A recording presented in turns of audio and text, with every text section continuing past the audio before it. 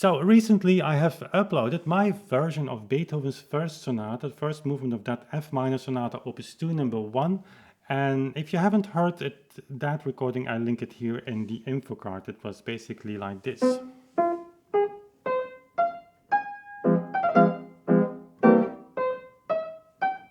So and so on. And so all these recordings are made in the framework of the Beethoven project. That's the project in which at the end of this year we're starting with recording of all Beethoven works, solo works for keyboard on 3 instruments, 2 pianofortes, the fritzes over here, the frenzel here and the clavichord there on 22 CDs. And all these recordings are actually based on the principle of the whole beat interpretation of the metronome numbers.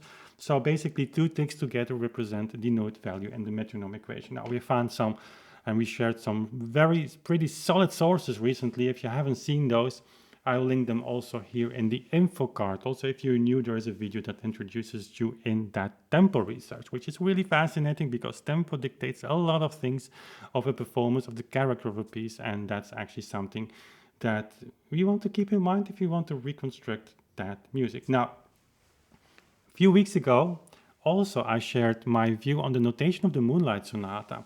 So basically, I discussed the Alla Breve sign there. So the time signature was cut time in Alla Breve. And so normally what you get then, if you take these tempi, is that people say, well, it's Alla Breve, it means faster, it means double as fast. And so I'm not going to repeat everything I said in that video. I'll link it also here in the info card if you want to check that out in detail. But basically, a pure Alla Breve only uses 8 notes as fast as structural note values. As in common time, you use 16th notes as the structural fastest note value. So if you combine that, yeah, Alla Breve, pure Alla Breve in the old way. As for instance, some Bach fugues, not all Bach fugues of course are Alla Breve, but for instance, a very famous one is a fugue of the F major toccata for organ. That's a really pure old-fashioned Alla Breve. So Bach uses only 8 notes as fastest note value, and he uses only basically one harmony change per bar. Now, if you have those 2 parameters combined, then you have a pure Alla Breve, and that Alla Breve goes in exactly double the tempo of common time. So common time, quarter note 60 is a foundational tempo for that. For time signature in Alla Breve, you would have half note 60. Now, having said that, when you use note values that are faster than actually belonging to the normal pattern of that notation, like for instance, if you use 16 triplets or 30-second notes in common time in 4/4 structure, then the tempo becomes slower. That's not something I invented, that's written all over the place. Even Czerny, as late in the 19th century, says that in his pianoforte school, if he uses faster note values, you go slower. If you use a more dense harmony change, for instance, you have some, I'm thinking now in organ music, Bach chorals in the Orgelbuchlein. So you have some chorals where the harmony goes per 8 notes. Well, then the tempo ordinario, the 60 basic for the quarter note, is slowing down. But the same applies to the Alla Breve notation. So in the Moonlight Sonata, we've seen that the use of 8-note triplets slows down the tempo quite a lot because you're stepping outside this Alla Breve notation. And composers back then in the 18th and also in the 19th century, even Chopin, Brahms, you would surprise how much they still were aware of that basic principle of notation. So as far as the Moonlight Sonata concerns, the first movement, that's an Alla Breve time signature, but the tempo is being brought down by the use of faster structural note values. Now, if you read Czerny here on the Beethoven works, he says something very interesting. This is a lively but not too fast Alla Breve. And Alla Breve, which he uses also for describing the time signature of the Moonlight Sonata, is used here as a tempo indication. And that's really interesting because this first movement is what we would call really a pure, old-fashioned, almost Alla Breve. It's similar to the Hammerklavier Sonata first movement. There you have also not the use of 16th notes. Now, here at the beginning, you might say, well, you do have a 16th triplet here. That's indeed a faster note value. So you could say, well, strictly according to what you're saying now, this is not an Alla Breve, but you have to consider the structural note values. It's really important. So ornaments, this is an ornament, is not affecting that as much. Now, having said that, it does affect it a little bit, and you can see we can talk about that later because the metronome number indicates that it has an effect. But overall, the basic notation here of this F minor sonata is 8 notes only, and basically 1 harmony change per bar, even less.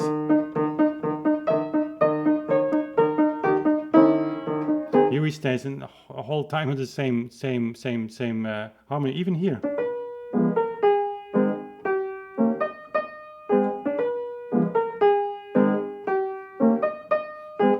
So that's really close to that Bach fugue of the F major toccata. So the basic tempo for this would be 60 for the half note. Of course, we know the metronome numbers here, they are almost double as fast. So Czerny indicates in this Simrock edition 108, in his pianoforte school he indicates 104. But that's the range you will find with people like Moschles, even von Bülow gives the same tempo. So that's actually double as fast. Now we see that in a lot of instances, and this is actually what we're doing now, making the combination of the notation with the metronome numbers, and something really awkward happens. Suddenly, the metronome numbers seems to be twice as fast. And now we come often from the opposite direction. Now we start from the metronome number and see what the effect is on the music. But if we start from the notational side, and guys, there is no discussion. Even the big diehards like Klaus Mieling, I mean, he wrote what's been considered today as a standard work on the pendulum notation of French music.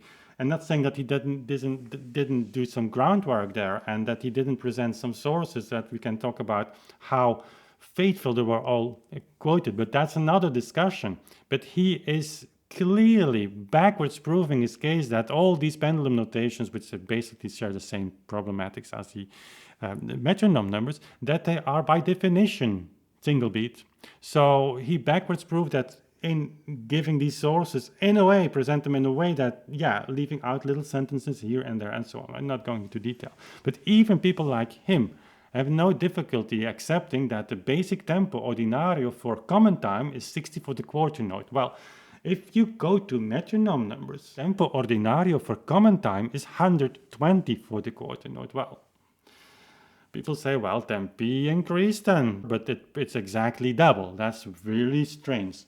Here we have the same thing. You go even back, if you take that pure old sense Alla Breve back to the mensural times, then it's also clear that the tempo for the half note was also there, 60. So you come time after time again, if you have descriptions of the tempo ordinario of notation-related theoretical works, 60 for, in case of Alla Breve, half note, for the common time quarter note. So here you have the tempo 108 for an Alla Breve. That's almost twice as fast. So what are we going to do with that?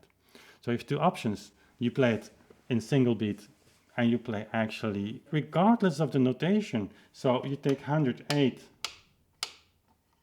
and you play.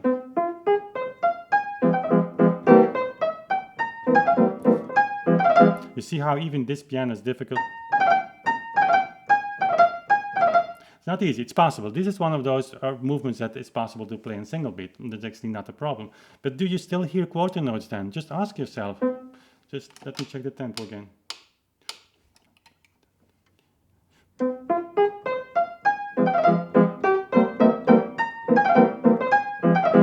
So be honest with yourself here. Even if you are a really whole beat doubter, take a piece of paper and ask yourself, if I would have to note down, if I had to find a notation for this movement in this tempo, would I use quarter notes? Because basically that it is, the Alla Breve, even in its purest sense, so doubling the tempo compared to common time, bringing the note values down also by half, of course implies that if you play quarter notes, they sound as fast as 8 notes in common time, so they have a quicker pulse. The meaning or the use of the Alla Breve is from the time that composers had the option to use both, so common time and Alla Breve. Why would you exchange those? Is in interpretation. So common time basically the same tempo as Alla Breve, halving or doubling the note values, gives a more articulated sound performance, gives a more brilliant performance even. So, and in Alla Breve, the old sense, you have a more legato-like performance, more serious, so we bring everything a little bit down. So that's mainly basically in that time, the character of the piece was expressed by that. So if Jenny says, well, it's this ernsthaft, so it's a very serious piece, he completely matches that idea of Beethoven by using that Alla Breve. So, but do you hear in that tempo still, if you play it in single beat? At the bare minimum, you hear eighth notes. There is, if you would give that as an exercise for students in solfège classes to write this down, to make a rhythmical notation, dictation, they would not come up with this notation.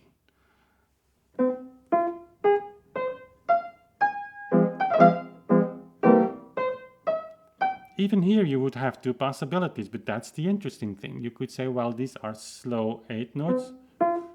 Jack, dun, dun, dun. Or you use the Alla Breve time signature and make an Alla Breve out of it. You're using quarter notes, giving them a little bit more individual weight. Tom, tom, pom. In the case of eighth notes, you probably would like to do it more. So it has a meaning, this Alla Breve sign here, this Alla Breve notation. But that's actually much closer to the notation this tempo than you would expect. And then there's one place here, after a few bars, you come. So he gives this solution of the F to the E. Ta-ram, ta-ram. It's difficult. So what you would like to do, even in whole beat, is hold this F back, because he gives even an ornament. If you play that in single beat,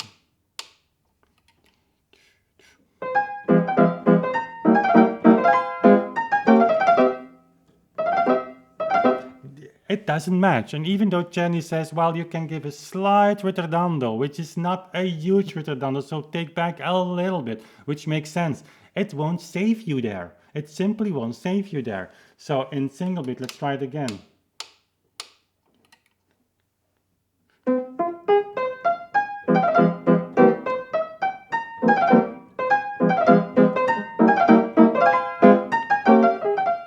You simply cannot push the brakes enough on your car to stop here, to really come to a halt, because that's what Beethoven does. In double beat, whole beat, it's actually, it's still difficult, but it's possible.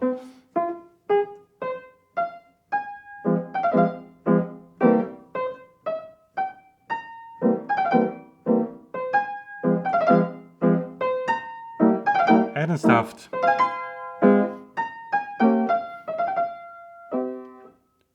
So there is a way to make this work, and that's actually something that I wanted to share with you. So you have two ways to come to a tempo decision. There is a notation which is the most important thing. Working on tempo guide to Mozart keyboard works now. Why Mozart? Because there everything is kind of coming together in his piano sonatas. Everything is there. So if we go through all these sonatas by Mozart, we basically have covered any possible thing that you can think of in notation. So we'll start with that. So coming from the notation related to the tempo ordinario, this is not something I make up. It's just all over the place. In the 18th century, in the 19th century even. So 60 for the quarter note. Then you reconstruct your music from within the thinking of the composer, but because that's the material he worked with. Or you come from the other side, where you take the metronome number and reflect about the implications of the performance, also the notations. You can reconstruct that notation, this idea what the composer had in mind, by looking at the metronome number. And that only works when you apply whole beat, because if you don't, there is no connection between notation and tempo. It's completely disconnected. Now, to end this video, in this case, would I have played this piece in the same tempo as I'm playing now? Or would I have chosen a little bit faster version? That's a really interesting question I've asked myself a lot. You come in, I come in this tempo journey, in this journey towards reconstructing Beethoven, as I believe, in the whole beat system. You come inevitably to places in music where you say, if I hadn't had this metronome number, and it's just an honest thing I share with you, and if I hadn't had this metronome number, would I have been able to reconstruct this piece solely based on the notation? And the answer in this particular movement is probably no. I almost certainly would have ended a little bit faster. Now, it's just a little bit faster can mean a lot of difference. And it's up to you what you do with that. Here I decided in this journey, in this Beethoven project, to stick with those metronome numbers and to go as far as I can. And what happens then is you force yourself to think within this tempo, within this movement. And then after a few weeks, months sometimes, you say, oh my God, yes, now I feel something I wasn't aware of before. And that's the great thing about these metronome numbers. They will force you, if you let them force you, to think about solutions that will open this door, magic door, so to say, to this world of new emotions, if you will, stories, colors, whatever you like to call that, but this message of those composers that otherwise, certainly, this door would have been locked forever. And this is one of such pieces. A little bit of technical video, I'm aware of that, notation, but we have to cover that. It's just something we have to, because it's the counterpart of the metronome numbers, which is really, really important. So guys, hope you like this little bit of an in-between video. Well, in-between in the sense that it's not a music recording, it's not presenting a source that proves double beat is right, but this is kind of the essential work we should do, maybe more, diving into the notation and connects that to a certain piece and also share the interpretation around that. So if you like that, hit that subscribe button and also hit the bell icon. Cannot repeat that enough. YouTube is not sending you notifications for the live streams and the premieres we have here at the Frenzel Piano and at the Fritz soon. And also at the Cleverco 7:30 p.m. Monday and Thursday. There the Authentic Sound community is coming together in the chat box and having a great time actually. So if you want to hang out with them and with me, that's the way to hit that subscribe button and bell icon so you get notifications for those sessions as well. Thank you for my patrons, because they make all of this possible. If you haven't heard of our Patreon page, would appreciate you checking that out. There's a link here in the description box. And that's it for now. So thank you for watching and see you soon again.